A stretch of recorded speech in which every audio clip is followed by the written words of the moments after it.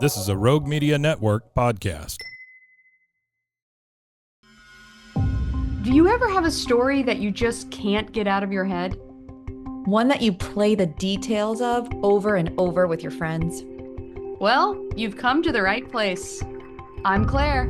And I'm Susan. And this is Justice Pending, a weekly true crime podcast where we discuss tantalizing crimes with more questions than answers. Some cases go cold because the killer was clever, some because evidence was scarce, and some because nobody had the time to look closely enough. Today's case is the story of a young mother, a 25-year-old woman working hard to support her daughter, whose life was stolen back in 1991. And for 34 years, her case sat mostly untouched. Her family learned to live with heartbreak, police hit dead ends, and leads dried up. Until a group of college students, literally doing their homework, opened the door that detectives had been trying to unlock for 3 decades. Hi, I'm Susan. And I'm Claire. Welcome back to another episode of Justice Pending. Today, we're talking about the case of Cynthia Gonzalez. But before we talk about the arrest, before the cold case, the classroom, the breakthrough, we have to talk about the victim. So in 1991, Cynthia was 25 years old, a young mother, a woman who, by all accounts, was warm, loving, and fiercely protective of her daughter, Jessica, who was just 6 years old at the time. Cynthia worked as an adult entertainer in Arlington, Texas, which is a job that offered quick cash, but often placed women in vulnerable positions. And like a lot of young moms juggling bills, childcare, and survival, she did whatever she needed to keep afloat. All right, so let's set the scene. The last time Cynthia was seen alive was the evening of September 16th, 1991, when she left her Arlington home to meet a client.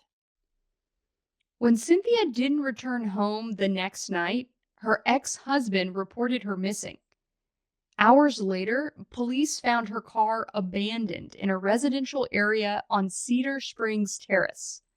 Officers at first suspected a kidnapping. 5 days later, on September 22nd, her decomposing body was discovered in rural Johnson County, shot multiple times and dumped on private land. Authorities believe she was executed.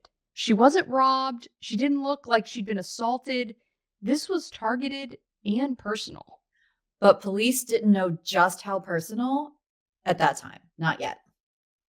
So let's talk about the investigation in the 1990s, because it's important, not for what was found, but for what wasn't found. That's right. So detectives learned early on that Cynthia had a friend, a 29-year-old named Janie Perkins, who also happened to be romantically involved with the same man Cynthia was seeing. Yeah, so in the initial report about Cynthia's murder, Janie Perkins' name is mentioned. She's a friend, an associate. They run in the same circles. So she's one of the people that police are reaching out to try to get answers. And it's kind of the classic, jealous woman setup, right? The idea that they both were interested in the same guy. And of course, you have to look at this woman who was also, a romantic rival. And this idea of, the timing of Cynthia's murder, because they had in their reports that this boyfriend, who's not named, where his name has been kept out of the reports, but this boyfriend had told Janie that he didn't want to see her anymore and that he was going to be with Cynthia. Classic love triangle. So yes, I got investigators going, but here's where eyebrows start going up. Janie couldn't provide an alibi for the night Cynthia vanished. She also proceeded to fail 2 voluntary polygraphs. Now they were voluntary, so that's right. And on top of that, she told detectives she was glad Cynthia was dead and she'd thought about killing her or having someone else do it. So there's no filter on Janie. Yeah, it's a pretty wild admission to make to law enforcement. Yeah, but she didn't do it, right? I mean, that's right. So that's like, what she's saying. I thought about it. Yes, was I mad? Yes, did I lose in this triangle war over the guy? Yes. Did I want her dead? Yes, all that. But she's still saying, not me. Right. So despite all of that suspicious circumstances and conversation, Janie is not arrested. She's not charged. And this case just goes into the background. There is nothing else that law enforcement feels like they can do with that information. And so it just kind of goes on the shelf and it starts to get cold. That's right. And this is the 1990s, remember, early 1990s. So these detectives really believe that without physical evidence, without DNA, without eyewitnesses, that they didn't have enough to take this to court. Yeah, and it was interesting to learn that the Arlington Police Department doesn't have a full-time cold case unit. So they didn't have one back in the 90s. They don't have one as we sit here today in 2025. So when active cases pile up, the old ones just sit on a shelf until someone has time to go back through them. But this is an active area in, the Dallas Fort Worth metroplex, and there's no shortage of crimes, new crimes to solve. So this one just sadly did not get attention for many years. Yeah, it's been decades of silence just until recently. It's pretty amazing. Yeah. And Cynthia's daughter, Jessica, who was just 6 at the time of the murder, I mean, those decades for her were filled with pain and questions and, confusion. Yeah. I mean, you're so young at that age, 6 years old, you're barely in elementary school here, and your mom disappears without a trace. And I think everyone believes that the good guys are going to win, that we're going to find the answers, that justice is going to be served. But it was a long time coming for the family of Cynthia Gonzalez. And so, her daughter has said that she thought this day would never come and that she'd almost given up Yeah. hope that her mother's murder would ever be solved. Imagine going your whole childhood and adulthood, really, with Yeah. your mother's murder technically still open, knowing there's no cold case unit, no eyes on it, nothing, and going unsolved. I mean, that's horrible. Yeah, no answers, no justice. I mean, she had to have felt forgotten by everyone. That's right. But guess who didn't forget? A classroom full of criminology students. Yes. So let's go to the classroom here. In the fall, recently, now of our recording of 2025, at the University of Texas at Arlington, the university launched a new criminology course, and in partnership with the Arlington Police Department, they launched this course together. So top students were given real cold case files to analyze every document, every interview transcript, every note. Talk about free interns. Yes. Love it. Love that they did this. Yeah, so there were 15 students in this class, and they were dedicated to going through everything in the file, thinking about it every which way that they could. And the Arlington Police Department gave them their blessing to do this. They were not holding back any information. They opened up their files to them. This is the kind of collaboration that an investigative journalist dreams of with law enforcement. Right. The idea that they could really be partners in looking into this case. And it's important to note that Arlington police had just reviewed Cynthia's case the year before in 2024. And they had reached the conclusion that there was nothing else to pursue. So these students come in and they really rise to the challenge, Susan. They do. They dive in, not casually. They dive in obsessively. They have fresh eyes. There are 500 plus files. They reconstructed timelines. They cross-referenced interviews. Yeah. And, creating a timeline, it doesn't sound sexy. It doesn't sound like the kind of exciting work that someone wants to do on a cold case, but it is essential.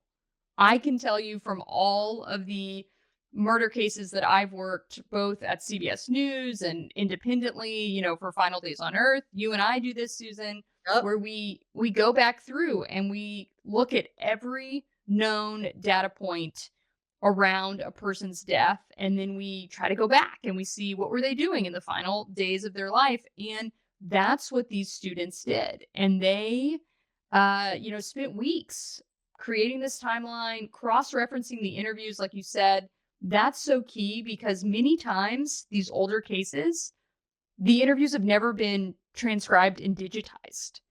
So you actually don't know, well, who all talked about the same witness, unless you have gone through and indexed it by hand, which I've never seen done. So, Right. I mean, whenever I get cold cases from police departments and they allow me to go through all of the witness interviews, the first thing I do is upload them and get them transcribed. And then I can search for common names, search for common dates, and you get just like any, PDF, you get a list of all the hits, and it's a lead generator, and it connects the dots. And within weeks of this new semester, that is what happened in this criminology class. They did what 3 decades of investigators could not do. They saw a pattern. And what they found, Claire, was that Janie Perkins was not just a jealous friend. She was pinpointed as the weak point in the entire case file. The interviews, the alibi gaps, her own statements. Really, that was the pattern they found. Yeah, it was all adding up. And what was really important, this is something that Arlington PD had missed, is that multiple witnesses told police back in the 90s that Janie admitted involvement in the murder. Oh. She actually told multiple people that she had done it. And she provided details that investigators had never released publicly. I do think that's pretty important. So Yeah. when someone confesses and mentions details that only the killer or law enforcement would know, that is called evidence. And Yep. sure, yeah, you could go back and look at her polygraphs. They're not admissible in court. She voluntarily did them. She failed them. She did admit to wanting Cynthia to die, but that seems so outlandish, right? For a Right. killer to say, yeah, I wanted her dead. I mean, they clearly just hadn't connected all these dots.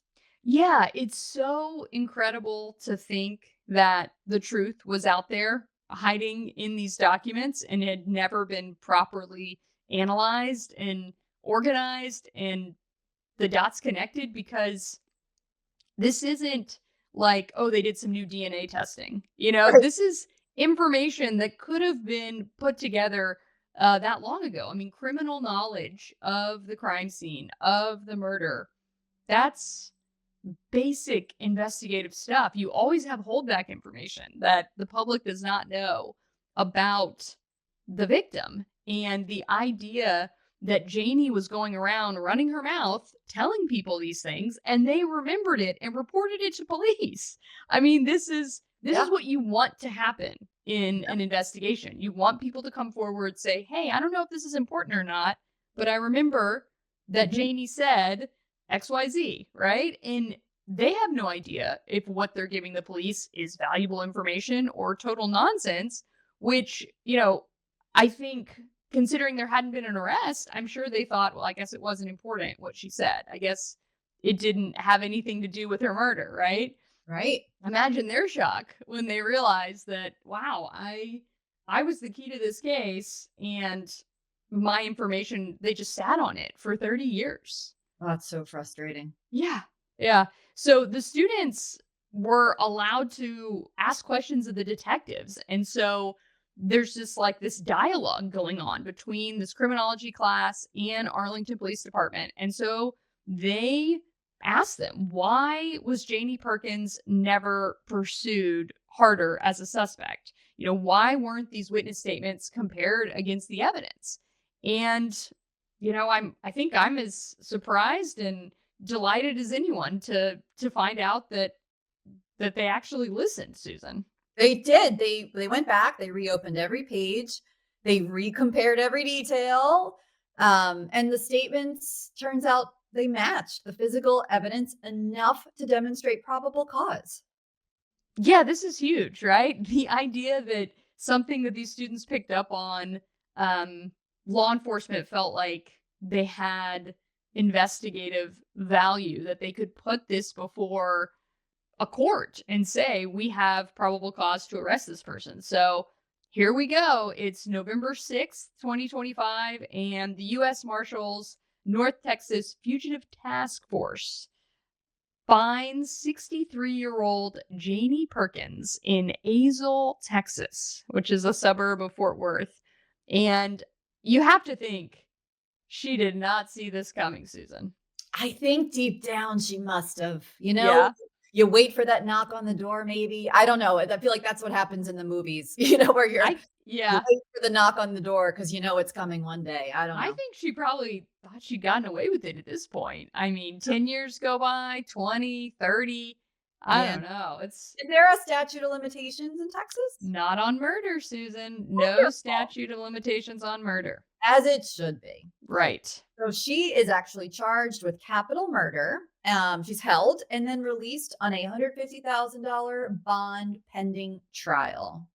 Yeah, I was a little surprised by that. I'm like, she's already been free for 34 years and we're just going to let her go like in 24 hours. Like she was barely held at the Tarrant County Jail.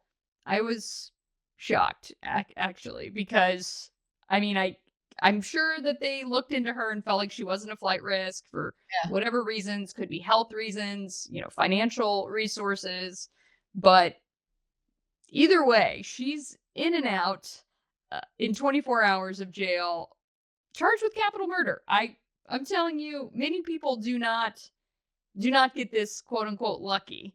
I think the fact that she's a woman, the fact that she's in her 60s, right, probably had a lot to do with it. Because I'm telling you, the average person charged with capital murder, it's not walking back through those doors in 24 hours. That's just not happening. Especially, I mean, I guess it's implied with the term capital, but the gruesome nature, I mean, the whole thing, this isn't like a hit and run accident. This is like intentional and execution and right. So the capital murder, it implies not only intent, but like that there was another felony going on. So we don't have the full picture of what they're alleging, happened, but the idea that either some theft, assault occurred, some type of exchange that escalated it to another felony charge. I've seen aggravated assault charges.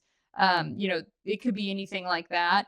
And then the murder, of course, or it could be something after the murder, like concealing a human corpse, tampering with evidence.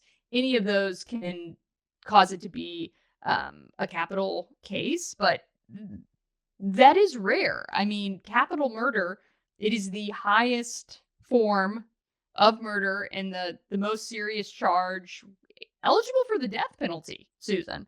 Yeah. So the idea that she's out on bond, I'm still shaking my head. It's so weird to me.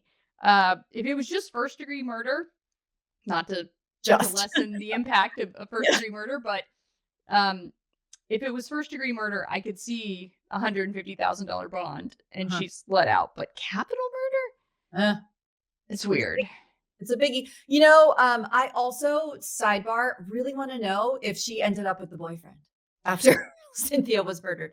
I completely agree. I really wish his name was made public, but we don't know. We don't know what happened to that romantic relationship. They're in their 20s, so if they did stick together, then they would have.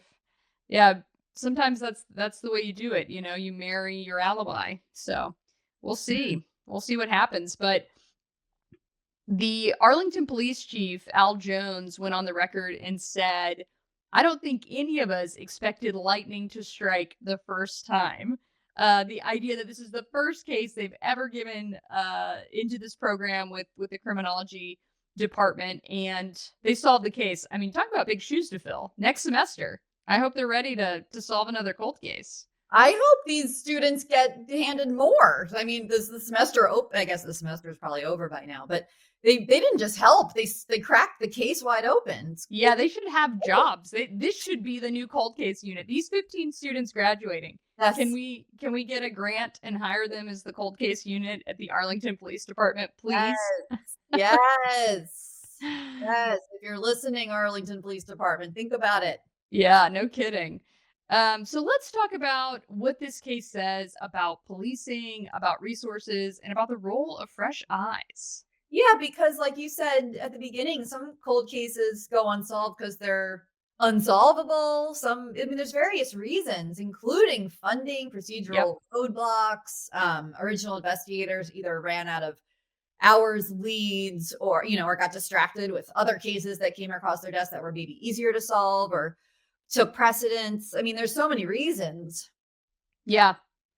Yeah, I just think about how serious these students took their classwork and the idea that they truly believe that the answer to Cynthia's murder might be somewhere in a stack of files. It's encouraging in this dark world of true crime that we live in, Susan. It's really nice to see this kind of story. And I'm thrilled that the Arlington detectives were open to it, were didn't get defensive, and now they're revisiting other materials they'd long assumed led nowhere. So, just a re-examination brought a long dormant confession back into focus. It's amazing. Yeah. Yeah, this is a win for everybody, right? This is a win for the police department, for the criminology class, and of course for Cynthia's family. That's right. Her mother was murdered when she was 6. Cynthia's daughter. Yes. Her daughter, and this is really a legacy. Her daughter got to get up there and personally thank a group of strangers, who are younger than she is at this point, and they gave her something she thought she'd never get, which is justice, a chance at justice anyway. Yes, of course. Yeah, the trial is still on the horizon, and Janie Perkins is presumed innocent until proven guilty. She will have her day in court, and that's absolutely what this case deserves. So we will get to see everything out in the public eye, hopefully, Susan. I don't know. A lot of these cases end in plea deals. Yeah. Yeah. So for the first time in 34 years, Cynthia Gonzalez's case has momentum. It does. And that's wonderful news because Cynthia didn't get to grow old. She didn't get to see her daughter go through all of life's stages, and she didn't get to decide what her life could become. Yes, but because a new generation refused to accept that this case was unsolvable, her story gets a new chapter. That's right. So thanks for joining us for this uplifting, I guess the trial's still pending, but uplifting movement in a cold case. And we'll be back next week with an all new case. Justice Pending is recorded in Dallas, Texas for Rebel Studios. It's hosted by me, Claire Sanamaw, and Susan Passoni. Our theme music is Bending Truth, licensed at premiumbeat.com. We appreciate all listener feedback. Leave a review wherever you're listening right now, and we might read it on the air. Thanks for joining us.